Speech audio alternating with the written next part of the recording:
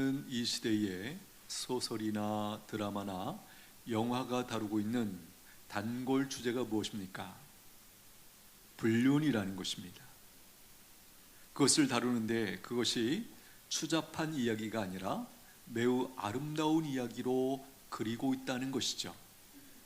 이 사실은 매우 무서운 이야기입니다. 이런 식으로 미디어의 영향을 받아서 사람들은 점점 이 간음을 무섭고 추악한 죄가 아니라 자유와 사랑의 문제로 보게 되었다라는 것이에요. 무엇입니까? 오해이고 착각이고 큰 왜곡이 일어났다라는 것이에요. 진짜 무서운 일은 이런 시대의 정신이 교회 안에 들어와서 성도들의 판단력도 흐리게 만들고 마비시키고 있다라는 것이에요. 오늘 우리에게는 분별력이 남아있을까요? 바라기는 오늘 함께 말씀을 나누면서 우리의 분별력이 회복되게 되기를 축복합니다. 행복이라는 것, 또 자유라는 것, 가정, 자유, 또 자녀, 이런 것들이 우리 인생에서 얼마나 가치 있는 것들인지 사실 설명이 필요 없습니다. 그런데 이런 가치들을 한순간에 무너뜨리는 것이 있어요. 바로 간음이고 외도입니다. 오늘 우리가 주목하고 있는 이 7계명은 바로 이러한 가치들을 지키고 누리도록 하시기 위한 창조주 하나님의 처방이다라는 것이에요. 이 처방이 우리에게 얼마나 필요하고 절실한지 우리가 함께 말씀을 나누면서 분명히 깨닫게 될 것입니다. 간음하지 말라, 이게 무슨 뜻일까요? 여기 간음하다라는 이 표현은요, 히브리어로 어떤 의미가 있냐면 결혼 언약을 깨는 성적 배신, 이런 의미가 있어요. 결혼 언약을 깨는 성적인 배신이다. 7계명은 단순히 성적인 이탈을 넘어서 결혼 언약을 깨뜨리는 배신, 이것을 금하는 계명이 바로 오늘 우리가 주목하고 있는 이 7계명이다라는 것이에요. 결혼을 성경은 언약으로 설명합니다. 언약의 대상이 누구죠? 직접적으로는 남편과 아내, 그리고 또 한 분이 계세요. 누구죠? 하나님. 이게 중요한 거예요. 나와 너의 계약이 아니고 나와 너 그리고 하나님, 이 세 주체가 이제 언약을 맺은 사건이 바로 결혼이다, 결혼식이다. 성경이 그렇게 가르치고 있죠. 간접적으로는 또 누구와 함께 언약을 맺은 걸까요? 양가 어르신들, 친척들, 지인들, 그죠? 그리고 결혼식에 오는 모든 사람들과 함께 언약을 맺은 거예요. 여러분, 우리 결혼식에 오시는 분들이 왜 오시죠? 축하하러, 맞죠? 축의금 내러, 맞죠? 근데 핵심은 뭐냐면 그들은 그런 것뿐만 아니라 우리 결혼식에 증인으로 참여했다라는 거예요. 성경에서 가르쳐 주시는 이 결혼식의 의미가 이런 것입니다. 핵심은 뭐라고요? 증인으로. 그러므로 이 간음이나 외도나 이 불륜이라는 것은 직접적으로는 상대방, 배우자와 또 결정적으로 하나님, 그리고 양가, 그리고 우리에게 증인이 되어줬던 그 모든 사람들을 한꺼번에 배신하는 그런 사건이다. 성경은 그렇게 우리에게 가르쳐주고 있어요. 간음의 본질은 뭐냐면 도덕 위반이 아니에요. 도덕이라는 말은 사람들 사이에서 쓸 수 있는 표현이에요. 도덕 위반이 아니고 언약을 깨는 배신이다. 이게 간음이라는 이 죄의 본질이에요. 도덕 위반은 말씀드린 것처럼 사람들 사이에서의 평가죠. 성경에서 말하는 간음은 하나님의 언약을 깬 거죠. 하나님과의 언약을 깨고 배신한 것이고, 배우자와의 언약을 깬 것이고, 자녀와의 언약을 깬 것이고, 부모님과 형제들과의 언약도 깬 것이고, 친척들과 지인들과의 언약도 함께 깨고 배신한 것이다 라는 거예요. 그로 말미암아 파생된 이혼이라는 것은 둘만의 문제가 아니죠. 여러분, 결혼식장에 와서 증인되어진 그 모든 사람들과 언약을 깼다. 어떤 것입니까? 그야말로 배신자라는 이 표현이 가장 적나라하게 잘 어울리는 곳이 바로 이 사건이다라는 거예요. 간음하지 말라, 이렇게 정리할 수 있습니다. 언약을 깨뜨리지 말라, 신뢰를 배반하지 말라, 주신 관계를 파괴하지 말라. 그 의미가 이 간음하지 말라라는 표현 속에 들어가 있습니다. 하나님께서 주신 성은 어떤 것입니까? 결혼한 부부 관계 안에서만 허용하신 하나님의 선물이에요. 그러므로 결혼한 부부 관계 밖에서 일어나는 모든 성적인 관계, 모든 성적인 행위는 바로 간음이다 라는 것입니다. 제가 여기서 특별히 강조드리고 싶은 것은 이 부분이에요. 결혼한 부부 관계 안에서만 허용된 하나님의 선물이다 라는 것이에요. 연애 시절에 혹은 결혼을 약속한 사람들이 결혼 전에 맺는 성관계도 마찬가지예요. 그것은 하나님 앞에 옳지 않은 것입니다. 요즘 우리가 세태를 보면 연예인들이 결혼 전에 임신 소식을 굉장히 왜곡시키고 미화시키고 있죠. 마치 결혼 예물이나 무슨 선물을 준비한 것처럼 그렇게 미화하는 일들을 보게 됩니다. 아니죠. 바로 보셔야 됩니다. 죄입니다. 부끄러운 죄입니다. 신부의 새하얀 드레스, 참 무색해지는 것입니다. 새하얀 드레스가 말을 할 수 있다면 굉장히 부끄러워하고 분노할 거예요. 화를 낼 거예요. 우리가 잘 아는 것처럼 그 하얀 드레스 의미가 뭐죠? 순결을 의미하죠. 착각하면 안 됩니다. 간음은 사랑이 아니라 사랑의 기초를 파괴하는 행위고 죄악이다라는 것이에요.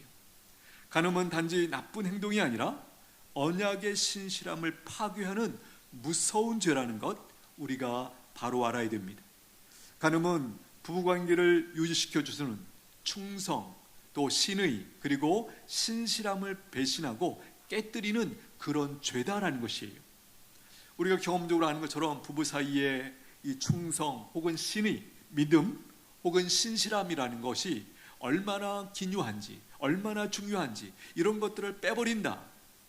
그러면 그 관계가 과연 결혼 관계일까, 부부 관계일까, 우리가 의심할 만큼 이런 것들은 매우 매우 중요한 것이죠. 여러분, 혼전순결, 시대에 뒤떨어진 고리타분한 그런 일일까요? 아닙니다. 이것은 하나님을 모르는 사람들에게는 그럴 수 있겠죠. 그러나 하나님의 백성들에게는 이것은 하나님의 너무나 귀한 처방이다라는 거예요. 하나님이 이것에 대해서 무엇이라고 말씀하시는가? 우리는 그것에 주목하는 것이에요. 예수님의 말씀을 들어보십시오. 마태복음 5장 말씀 띄워주십시오. 같이 읽겠습니다. 시작.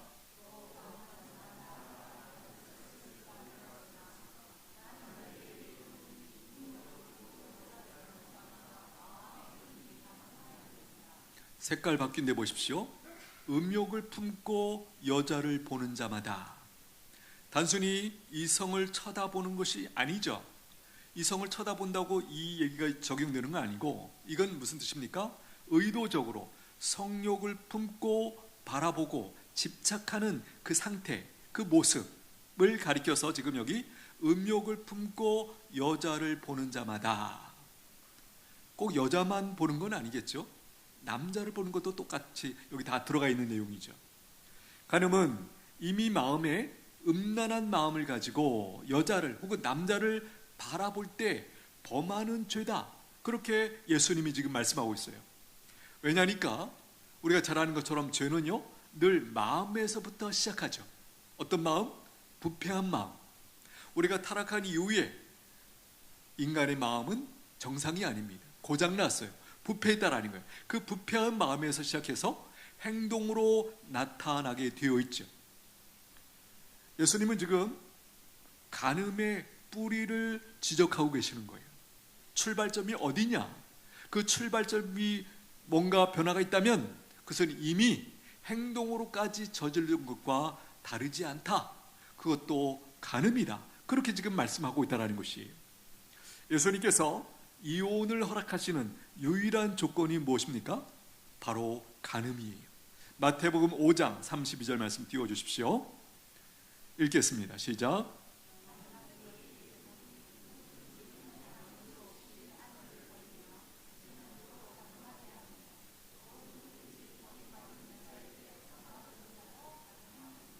누구든지 음행한 이유 없이, 그렇죠? 간음한 이유 없이 아내를 버리면, 이혼을 하면 어떻게 되는 거죠? 예, 둘 다 간음죄를 범하게 되는 것이다.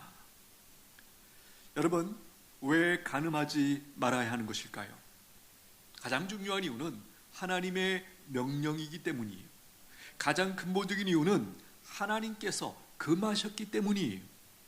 사람과 가정과 부부관계를 만드신 분이 금하셨다면 우리가 충분히 이해하지 못해도 분명한 이유가 있기 때문에 그렇게 하신 것이죠. 우리가 잘 아는 것처럼 하나님의 명령은 우리를 억압하는 것이 아니에요. 동기가 뭡니까? 보호하려고 하시는 거죠. 모든 하나님의 명령, 모든 하나님의 법은 우리를 억압하는 거 아니에요.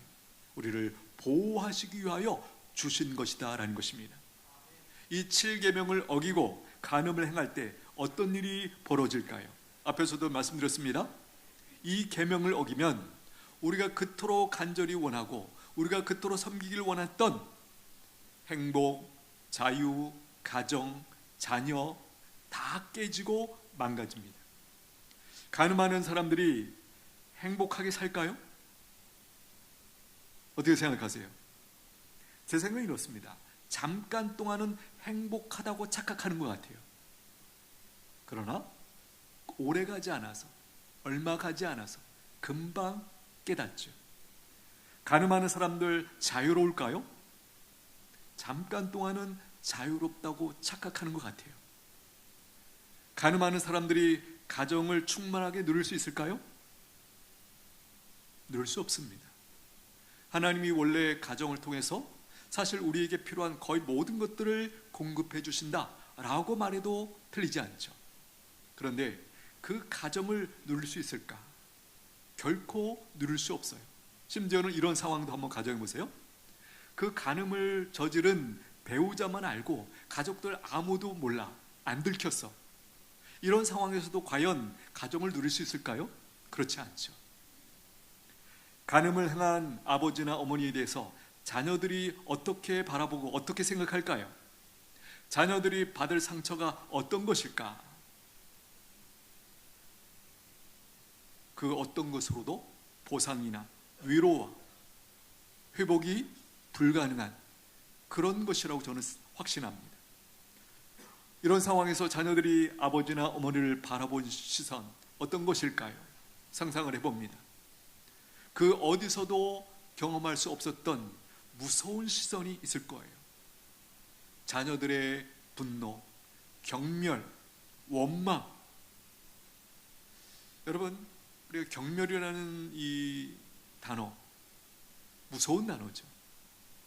살아가면서 우리가 다양한 사람들을 만나는데 그 다양한 사람들을 통해서 우리가 경험할 수 있다고 생각합니다. 그러나 그것과 내 속으로 낳은 자식이 부모인 나를 향해서 경멸을 한다.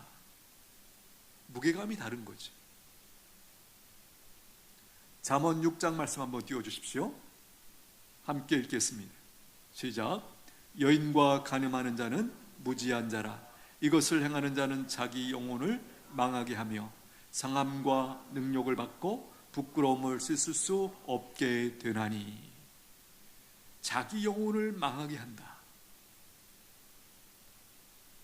상함과 능욕을 받고 부끄러움을 씻을 수 없게 되나니. 우리가 이 말씀을 제대로 충분히 이해하고 있는 것일까요? 저는 아니라고 생각해요. 아주 조금 안다고 생각해요. 머리로 아는 정도겠죠. 그러나 만약에 이것이 실제화된다면 과연 그 어떤 사람이 이 상황을 감당할 수 있을까? 우리가 잘 아는 것처럼 성 자체는 좋은 것이고 선한 것입니다. 성은 하나님이 주시는 선물이고, 특별히 말씀드린 것처럼 부부관계 안에서만 온전히 복으로 누릴 수 있는 그런 것이죠. 그러나 부부관계 밖에서 추구하면 어떻게 됩니까? 자신과 가정과 자녀들과, 그렇죠? 주변에 있는 모든 것들을 파괴하는 무서운 폭탄과 같다라는 것이에요. 제가 군대 생활하면서 이 폭탄과 관련해서 경험한 사건이 있었습니다. 그 전방부대에 있었는데요, 그 군인들이 아마도 6.25 때겠죠, 혹은 뭐 언제인지 모르겠지만 하여간 그 폭탄을 주워왔습니다. 그래서 창고에 넣어놓고 뭔가 관리를 하다가 터진 거예요.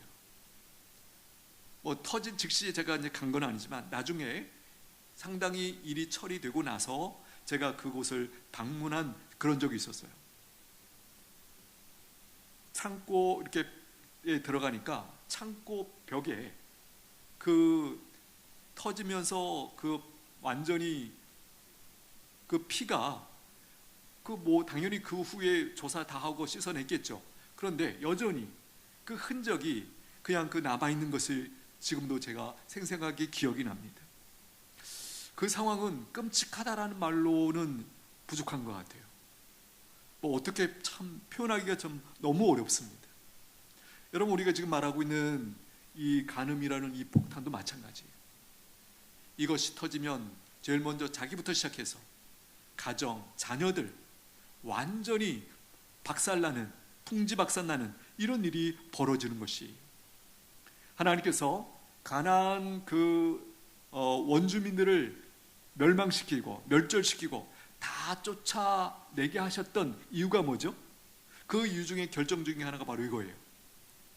그들이 그 땅을 성적인 죄악으로 더럽혔기 때문이, 이것이 전부가 아니지만 그 죄악이 만연했기 때문에 가나안 땅에 사는 백성들을 다 멸절시키라, 다 쫓아내라, 그렇게 명령하셨다라는 것이. 세상 사람들은 말합니다. 결혼은 사랑해서 하는 것이고 더 이상 사랑이 유지될 수 없다면 헤어질 수 있다고, 사랑하는 다른 상대가 생기면 더더욱 헤어질 수 있다고, 그렇게 사람들은 말합니다. 이것은 하나님 없는 사람들의 논리이고 자기 합리화예요. 그 어디에도 이것이 정당화될 수 없습니다. 그러나 그렇게 그것을 추구하는 사람들 사이에서는 서로 지지해 주는 거죠. 인정해 주는 거죠. 나도 그랬다, 너도 그럴 수 있지, 뭐 이런 식의 논리를 가지고 세상 사람들이 살아가고 있다는 것이. 여러분, 간음을 우리가 하지 않으려면, 관계를 거룩하게 지키려면 어떻게 해야 하는 것일까요? 몇 가지 생각들을 정리해 봅니다. 적어도 우리에게 있어서는 기도가 중요합니다. 여러분, 결혼한 부부는 정절을 잘 유지하고 미혼한 자녀들은 결혼할 때까지 순교를 잘 지키는 것, 하나님의 아름다운 백성들로 살아갈 수 있는 것, 이것을 놓고 우리가 기도해야 된다는 거예요. 우리의 지혜로, 우리의 분별력으로, 우리의 판단력으로, 우리의 절제로 우리가 그렇게 살아갈 수 있을까? 그럴 수 없다는 거예요. 특별히 이 정욕의 죄는 맞서 싸우는 것이 아니죠. 어떻게 되죠? 요셉처럼 피하라고 성경은 가르쳐줘요. 유혹의 자리를 피하라는 것입니다. 예를 들면 어떤 상황에서도 우리가 1대1로 머무는 것에 대해서 여러분들이 상당한 경각심을 가지셔야 돼요. 제가 아는 어떤 분들은 예를 들면 이런 거죠. 원칙이 있는 거죠. 차를 타고 갈 때 뭐 다른 사람이 있을 때 문제가 안 되죠. 그러나 1대1로 타고 가게 된다, 그러면 그렇게 타고 가면 안 된다는 거예요. 저도 예전에 여러 번 말씀드리지 않습니까? 저에게 어떤 일로 상담을 하러 오거나 하여간 얘기할 것이 있을 때 혼자 오시면 안 돼요. 남편이랑 같이 오거나 자녀랑 같이 오거나 혹은 같이 옆에 있는 집사님이랑 같이 오거나 같이 와야지, 나 혼자 있는데 혼자 와서 상담을 받거나 이렇게 하면 안 된다라는 거예요. 또 우리에게는 하나님의 말씀이 내 안에 살아있어야 돼요. 시편 119편 말씀 띄워주십시오. 읽겠습니다. 시작. 청년이 무엇으로 그의 행실을 깨끗하게 하리이까? 주의 말씀만 지킬 따름이니이다. 뒤에 주의 말씀만, 유일한 처방이 뭐라고요? 하나님의 말씀이 내 안에 살아있을 때만 우리가 분별력을 가지고 절제할 수 있고 거기서 피할 수 있는 그 힘을 가지고 살아갈 수 있다는 것이. 그러므로 여러분들이 하나님의 말씀을 마음속에 새기는 것, 이걸 게을리하시면 안 돼요. 우리가 금주에 암송할 말씀 뭐 이렇게 해가지고 계속 우리가 읽기도 하고 암송하기도 하지 않습니까? 평상시에는 상황이 없을 때는 이게 왜 이걸 이렇게 해야 되나? 그러나 우리 선배들의 얘기를 들어보면 어떤 상황 속에서 그것을 분별하고 이겨낼 수 있는 힘이 하나님의 말씀이 내 안에 살아있을 때 가능하더라, 그렇게 고백하지 않습니까? 또 한 가지는 우리가 혼자 싸우지 마시고 빛 가운데로 같이 나오셔야 돼요. 이게 무슨 얘기냐면 믿는 자들과 함께 하라는 거예요. 하나님을 경유하는 자들과 함께 할 때 그런 유혹으로부터 이겨낼 수 있는 그런 힘을 얻게 된다는 것이에요. 시편 119편 63절 띄워주십시오. 함께 읽겠습니다. 시작. 나는 주를 경외하는 모든 자들과 주의 법도들을 지키는 자들의 친구라. 여기 친구라는 표현은 친구가 되고 싶다, 친구를 사귀고 싶다라는 의미죠. 어떤 친구? 주를 경외하는 자들, 주님의 법도를 지키려고 애쓰는 그 믿음의 사람들과 함께 친구가 되기를 원한다. 잠언 13장 말씀 띄워주십시오. 읽겠습니다. 시작. 지혜로운 자와 동행하면 지혜를 얻고 미련한 자와 사귀면 해를 받느니라. 지혜로운 자, 우리가 지금 나누는 맥락에서는 하나님을 경유하는 자죠. 하나님을 두려워할 줄 아는 자들과 사귀고 동행하면 지혜를 얻어요. 우리가 보호를 받아요. 그런데 미련한 자와, 로마서 1장인가요? 거기 보면 사람들이 죄악을 범하고 어떻게 한다고 그러죠? 옆에 있는 사람들에게 죄악을 부추긴다고 그러죠. 그렇죠? 너도 해봐, 괜찮아, 너무 좋던데? 뭐 이런 식으로 그 사람들이, 이 미련한 자들이 그렇게 우리를 부추기고 함께 유혹에 빠뜨리는 그런 일을 행한다는 것이에요. 히브리서 10장 말씀 띄워주십시오. 읽겠습니다. 시작. 서로 돌아보아 사랑과 선행을 격려하며 모이기를 패하는 어떤 사람들의 습관과 같이 하지 말고 오직 권하여 그날이 가까움을 볼수록 더욱 그리하자. 끝에 더욱 그리하자, 열심히 모이자, 그 얘기죠. 성경의 가르침이 이거예요. 성도들이 모이기를 힘써서 모여서 함께 기도하고 함께 교제하고 함께 기도하면서 너희의 신앙을 잘 지켜내라, 이런 얘기죠. 여러분, 우리가 아는 것처럼 이 시대에 이제 우리가 점점 느끼는 것은 점점 사람들이 고립되어져 오고 있어요. 여러분들 그 얘기 들어보셨죠? 혼자 사는 사람들이 그렇게 많아졌다는 거예요. 옛날 대가족에서 그 다음에 뭐 핵가족, 요즘에는요 혼자 사는 사람들이 그렇게 많대요. 여러분, 우리가 분명히 아는 것은 죄는요 고립을 좋아해요. 은혜는 나눌수록 풍성해져요. 혼자 그냥 자기가 은혜 받고 가만히 있으면 그 정도 은혜 누리는 거예요. 그런데 자기가 받은 은혜, 자기가 받은 도전, 깨달은 말씀을 나누면 그 나눈 모든 말씀이 그 함께 나누고 있는 모든 사람들에게 동일하게 또 깨달음으로, 은혜로 그들이 경험하게 된다는 거예요.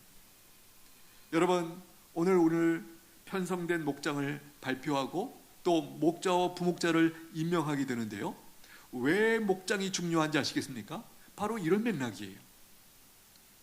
이 시대에 참 안타깝고 걱정이 되는 사람들은 신앙생활을 혼자 하는 사람들, 주일 예배 혼자 왔다가 아무도 교제하지 않고 혼자 돌아가서 또 생활하는 분들, 여러분, 그분들이 얼마나 큰 위험에 처해 있는가 그들은 잘 몰라요. 함께함의 가치, 성도들과 신실한 성도들과 교제하는 것이 왜 중요한지는 그들이 모르고 있다는 거예요. 여러분, 신뢰할 수 있는 믿음의 동역자들을 많이 사귀시게 되길 축복합니다. 이것을 위해서 정기적으로 만나야 돼요.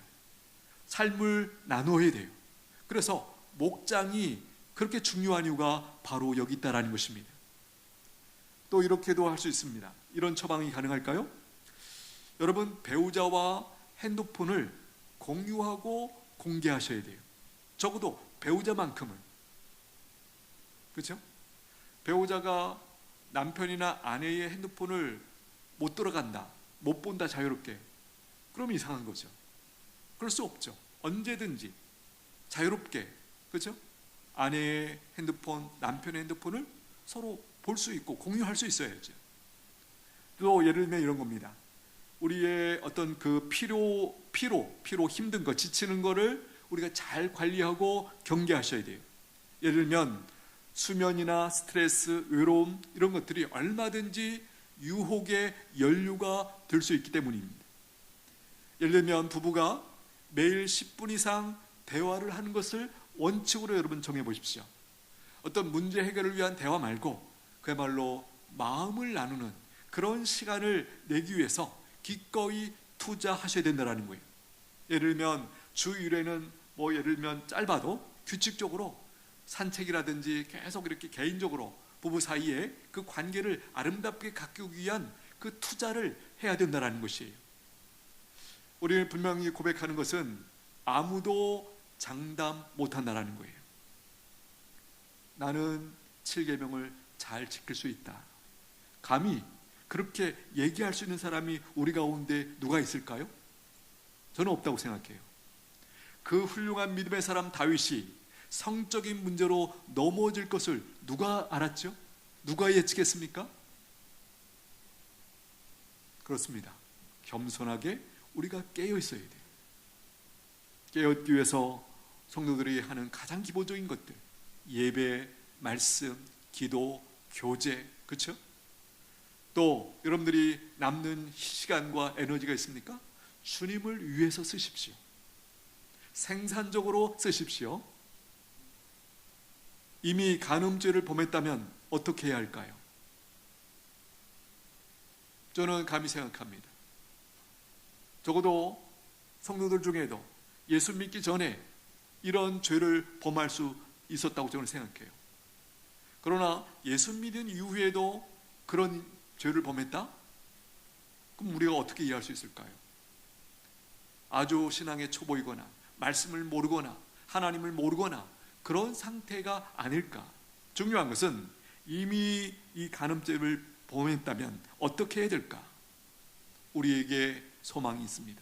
바로 예수님의 십자가의 피가 그 죄를 다 씻어줄 줄로 믿습니다. 우리가 할 일이 무엇입니까? 요한일서 말씀 띄워주십시오. 같이 읽겠습니다. 시작. 만일 우리가 죄가 없다고 말하면 스스로 속이고 또 진리가 우리 속에 있지 아니할 것이요 만일 우리가 우리 죄를 자백하면 그는 미쁘시고 의로우사 우리 죄를 사하시며 우리를 모든 불의에서 깨끗하게 하실 것이요. 끝에 있는 모든 불의에서 깨끗하게 하신다, 벗어나게 하신다, 구원해 주신다 라는 것이에요. 여러분, 예수님의 피가 얼마나 강력한지 여러분 아십니까? 믿으시게 되기를 축복합니다. 우리의 어떤 죄에서도 그 죄를 용서해 주시지 못할 그런 죄는 없어요. 지금 우리가 나누는 이 죄도 마찬가지입니다. 예수님이 왜 십자가에서 죽어주셨는가? 그 보혈을 흘려주셨는가? 바로 이런 죄를 범했던 하나님의 백성들을 용서해 주시기 위하여, 새로운 인생을 출발할 수 있도록 해주시기 위하여 예수님의 피가 흘려진 줄로 믿습니다. 하나님 앞에 오늘 이 요한일서 이 말씀대로 철저하게 회개하고 관계를 정결하게 잘 정리해야 됩니다. 여러분, 소망이 되는 것 중에 하나는 간음죄를 지었을지라도 다윗처럼 하나님 앞에 깊이 회개하면 하나님의 용서가 주어진다는 것이에요. 그러나 다시는 이 죄에 넘어지지 않도록 마음의 순결까지 잘 관리하고 유지해야 된다는 것 분명합니다. 여러분, 이것이 잘 지켜질 때 하나님과 우리 사이의 관계가 다시 회복되고 하나님과 관계 속에서 누릴 수 있는 그 풍성함을 누리게 될 줄로 믿습니다. 다윗이 그랬죠. 다윗이 그 간음죄부터 시작해가지고 그 다음에는 청부살인죄까지 범하잖아요. 그런 모든 죄를 바로 용서받고 새롭게 그의 인생을 하나님 앞에 쓰임받고 살 수 있는 그 새로운 기회가 주어졌어요. 궁극적으로는 예수님의 피 때문인 줄로 믿습니다. 우리에게도 이 은혜가 있어요. 하나님은 죄를 미워하시되 회개하는 자를 버리지 않으시고 새 출발을 기회를 주신다는 것, 여러분 믿으십니까? 믿으십니까? 예. 우리가 이것을 붙드셔야 돼요. 우리가 이 하나님의 용서 또 새롭게 시작하는 이거 없이는 그 죄에 묶여서 계속 끌려다니는 거예요. 사탄 마귀가 그 죄를 근거로 우리를 계속 끌고 다닐 거예요.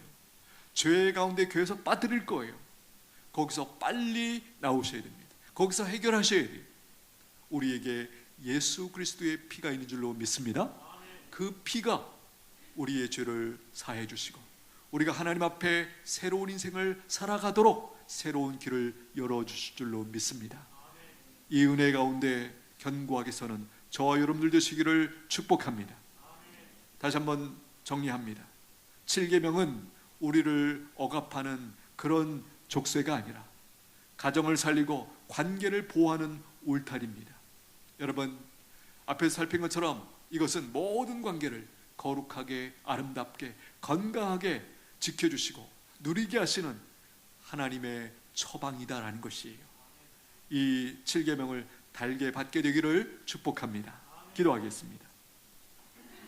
하나님 아버지, 우리가 사는 이 시대의 유혹이 크고 우리 마음의 연약함도 큽니다. 우리를 불쌍히 여겨 주옵소서. 우리의 눈과 생각과 은밀한 습관을 정결케 하시고 죄의 통로를 끊어낼 지혜와 용기를 주시옵소서. 남편과 아내가 서로를 존귀히 여기며 언약을 지키게 하시고 상처난 관계가 있다면 회개와 용서와 회복의 은혜를 허락하여 주시옵소서. 우리 자녀들을 음란한 문화로부터 지켜주시고 두려움이 아니라 복음의 빛 가운데 몸의 존귀함과 거룩한 사랑을 배우게 하여 주시옵소서. 우리의 가정과 교회와 이 나라를 불쌍히 여겨주시고 지켜주시옵소서. 예수님의 이름으로 기도하옵나이다. 아멘. 찬송가 455장 올려드립니다.